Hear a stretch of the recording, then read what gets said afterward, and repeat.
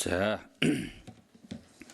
За гадаадд байгаа Монгол улсынхаа иргэдийн талаар тэдний хууль ёсны эрх ашиг сонирхлыг одоо хамгаалах чиглэлээр хүний эрхийн дэд тормооноос асуудлыг авч хэлцэж за тодорхой асуудлаар тогтоол гаргаж засгийн газарт холбогдох одоо байгууллагуудад чиглэл болгож хугацаатай ийм одоо тогтоол боловсруулж орж ирж байгааг дэмжиж байна.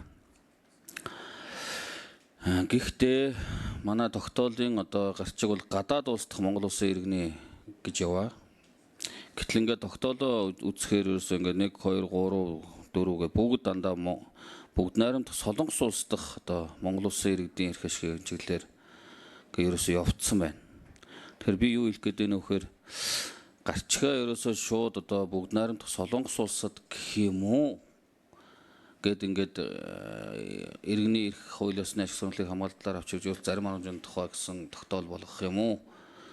Эсвэл одоо гарчиг маань ийм байгаа юм чинь доторх тогтоолын заалтууд маань одоо бүгд бусад улс оронд адилхан байж бас ялгаатай байх ёстой. Ер нь бол одоо зорчж байгаа иргэдийн бараг 70-80% нь Солонгос улсад ажиллаж амьдарч байгаа бах. Асуудлууд тэнд үүсээд байгаа бах.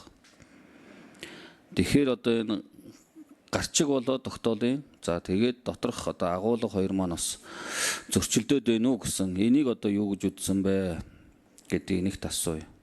Хоёр тогтоолын 3 дахь заалтан дээр энэ Солонгос улсад орчих Монгол иргэд болон тэдний асран хамгаалагчийг 30 хүртэл хоногийн хугацаанд визийн шаардлагаас чөлөөлөх асуудлыг судалж шийдвэрлүүлэх. Энэ ер нь хэр бололцоо боломжтой асуудал вэ? Асран хамгаалагчийг. Асран хамгаалагч нь байтугай бид нар одоо өөрсдөө өвдсөн зовсон гэдэг юм уу ажиллах гэж байгаа улсууд өөрсдөө гарч чадахгүй байхад тэдний асран хамгаалагчийн хүртэл одоо 30 хоногийн хугацаанд визийн шаардлагаас чөлөөлөх асуудал нь хэр бололцоотой байх юм бэ? Энэ ер нь судалж үзсэн үү? Боломж байгаа юу? Боломж байгаа бол одоо яагаад энийг хийхгүй байгаа юм бэ? Энийг одоо манай Солонгос улс дахь элчин сайдын яам энэ талаар ер нь урд өмнө асуудлыг авч хилцэжсэн асуудал байгаа мó? Хилцэжсэн бол яагаад шийдэгдэхгүй байгаа юм? Энийг нэг тодруулж өгөөч. За ийм хоёр асуулт. За сандаг очир гишүүний 1-р асуултанд хууль зүйн байнгын орны ахлах зөвлөх зөөл жаргалд 2-р асуултанд гадаад харилцааны яамны консулын газрын захирал бай Болднаар хариулна.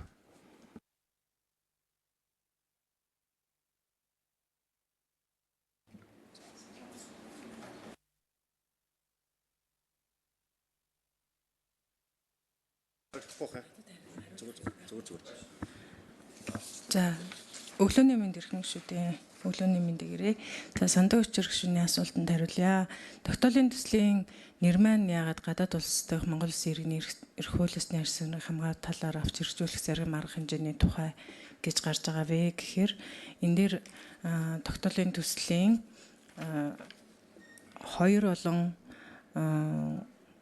3 мөн 4-р эдгээр асуудлууд нь бол зөвхөн Солонгос улсад зорчиж байгаа болон тэнд амьдарч байгаа иргэдийн талаар биш нийт хилэн чандах Монгол иргэдийн одоо талаар авч хэрэгжүүлэх зарим арга хэмжээний талаар тусгасан байгаа учраас нэрээ ингэж нийтлэг байдлаар нэрлсэн байгаа. За бол дарга 2-р асуултанд нь хариулахдаа яг одоо эртээр бас нөгөө мөхт шиг даргаад нэр ярьсан шүү дээ. Нөгөө энэ ч бас нэг хоёр улсын хоорондын дипломат харилцаатай холбоотой асуудал гээд та энэ талаар нас давхар хариулчих. 2-р микрофон.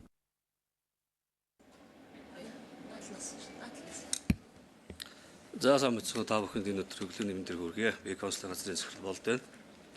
За сандаг очир гишүүний асуултанд хариулъя. За гадаад харилцааны яамны зүгээс Солонгосын талд харилцаа адил байх зарчмын хүрээнд бол эргэж зорчих нөхцөлийг одоо хөнгөвчлөх асуудлыг бол сүүлийн 4-5 жилийн турш бол тогтмол тавьж ирсэн. За та бүхэн мэдж байгаа бид нар бол Солонгосын иргэдийг одоо нодногоос эхлүүлээд энэ оныг дуустал аль жуулчлалын зорилгоор ирэх иргэдэг бол визөө зорчуулах шийдвэрийг гаргасан. Тэгэхээр харилцан адил байх зарчмын хүрээнд манай иргэдийн зорчих нөхцөлд бас хөнгөлт үзүүлээч. Ер нь адилхан визүү зорчдог болё гэдэг асуудлыг бол бид нар тогтмол тавьж ирсэн.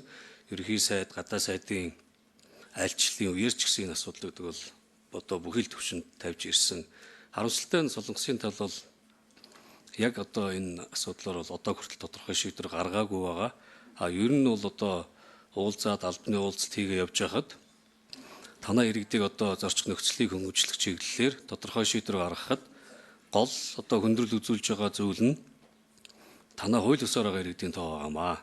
55 мянган орчим иргэн байгаагаас 18 мянган орчим нь буюу 34.5% нь хууль ёсоор байгаа. За энэ нь бол одоо Солонгосын талаас одоо тодорхой шийдвэр гаргахад бол гол одоо бэрхшээлийг үүсгэж чинь гэсэн ийм тайлбарыг бол тогтмол тавьж ирсэн. Гэхдээ бид нар одоо энэ тайлбар дээр бол тайлбар хүлээж аваад зогсохгүй үргэлжлүүлэн одоо ажилласаар байх болно.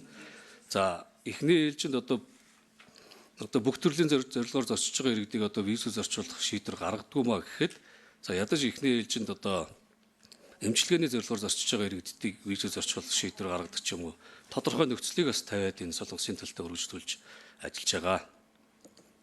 Бол 6 тэр нөгөө гарчигтай холбоотой яг гадаад улсын гэж нийтлэгээр нь хэлэх нь зохистой юу? Яг энд одоо тогтоол дээр бүгд найрамдах Солонгос улс гэж одоо улсын нэр зааж авах нь зохимжтой юу гэдэг талаар сандаг учраас гишүү асуусан. Энэ дээр та бас гадаад харилцааны яамыг төлөөлж байгааг байр суурь хэлэх.